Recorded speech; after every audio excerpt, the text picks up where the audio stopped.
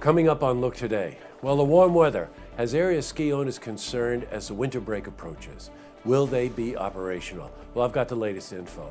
Plus, forest rangers and DEC are still searching for Thomas Messick and Frederick Drum. I've got the latest.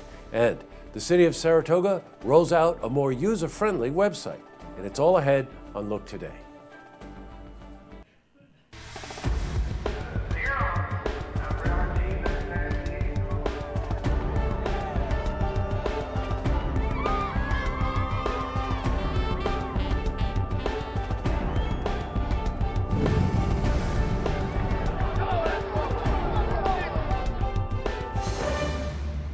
Welcome everyone, I'm Jay Hood Jackson, and this is Look Today.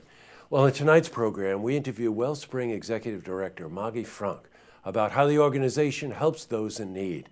And I interview Marty Vonig from the Saratoga County Prosperity Partnership about economic development throughout the city and the county, plus a look at your weather from the Tri-North counties. But first, we've got a breaking story before we get to our headlines. We got word today that the Upstate Revitalization Initiative winners were announced. Now, you might know that's that $1.5 billion grant. Well, the three regions are Central New York, Finger Lakes, and Southern Tier, so the Capital District in the North Country did not get selected. We've got calls into Ed Bartholomew and other officials, and we'll give you a full report on this tomorrow night. Now, in our lead story tonight, many in the region are enjoying the unreasonably warm weather. However, ski owners are not amongst them. The terms unnerving and cautiously optimistic are words being used at places like West Mountain. Now, co-owner Spencer Montgomery said that they hope to open by December 19. However, the potential, catch this, 60-degree days that we could see this weekend has left the snowmakers silent. At Willard Mountain, just 12 of the nearly 240 employees have started working. West Mountain's payroll is just $22,000 as of now. However, that will increase once the snow and the skiers finally arrive. Now, the mountain has invested $500,000 in new snow guns that will double the mountain's ability to make snow, and they just put in a new triple lift.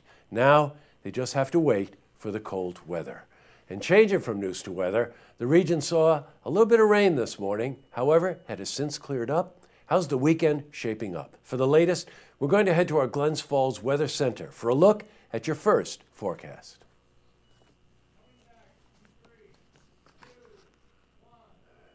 And back to the news. Well, it's been almost a month since 82-year-old Thomas Messick disappeared while on a hunting trip. Forest rangers and a few volunteers are still searching for any signs of Messick.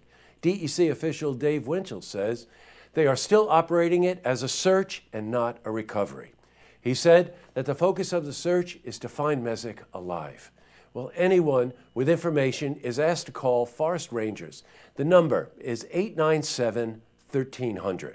Forest rangers are also continuing the search for Frederick Drum, who went missing in Saratoga County a couple of weeks ago. Also in the news, the city of Saratoga Springs introduced a new website that will make it easier for visitors. The website is a complete overhaul, according to Michelle Madigan, and provides easy access to meeting minutes, contact information, forms, and permit applications. The website facilitates more effective and efficient communication from the city to its residents. Now, this long overdue project was funded through the 2014 excess fund balance. And yet in other news, the New York Racing Authority will have an operational profit for the second consecutive year.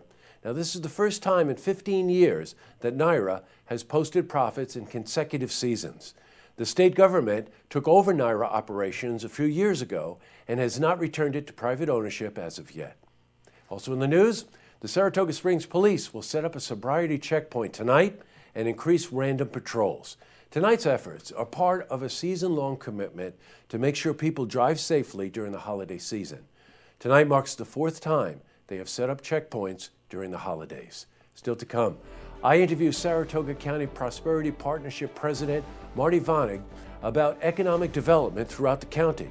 Plus, Maggie Frank is back, and she's from Wellspring, and she's going to discuss what the organization does and how they need help during the holiday season. But first, if you see news happening, you want to share a story idea, how about join us for an interview? give us a call on the hotline. The number is 798 8000.